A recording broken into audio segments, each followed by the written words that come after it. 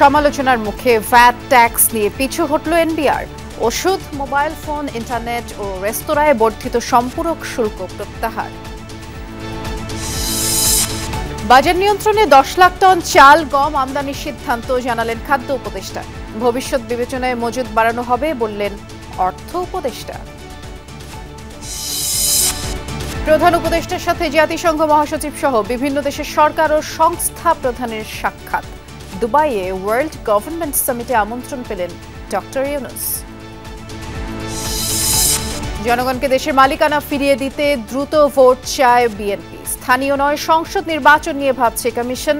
বরিশালে মতবিনিময় সভায় জানালেন কমিশনার। আন্তর্জাতিক অপরাধ ট্রাইব্যুনালে জুলাই হত্যাকাণ্ডের বিচারে বাধা নেই। অবসরপ্রাপ্ত মেজর জেনারেল জিয়াউল আহসানের আবেদন খারিজ। এই আইনে যার বিচার হচ্ছে সেই রকম কোনো ব্যক্তি মৌলিক অধিকার দাবি করে হাইকোর্ট ডিভিশনে বা সাংবিধানিক আদালতে কোনো পিটিশনই করতে পারে না।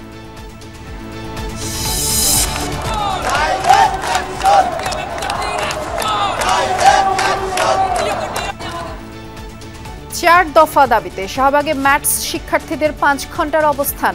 যানজটে ভোগান্তি, সচিবের আশ্বাসে মালয়েশিয়া যেতে না পারা কর্মীদের আন্দোলন স্থগিত।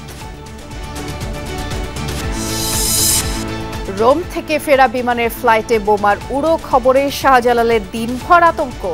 2 ঘন্টার তল্লাশিতে মেলেনি কিছুই, নিরাপদে যাত্রীরা।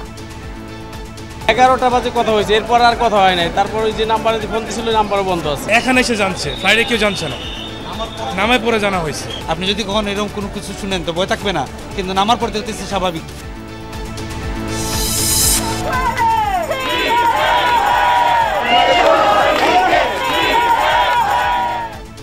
অভিবাসন ইস্যুতে ট্রাম্পের নির্বাহী আদেশের বিরুদ্ধে যুক্তরাষ্ট্রে বিক্ষোভ।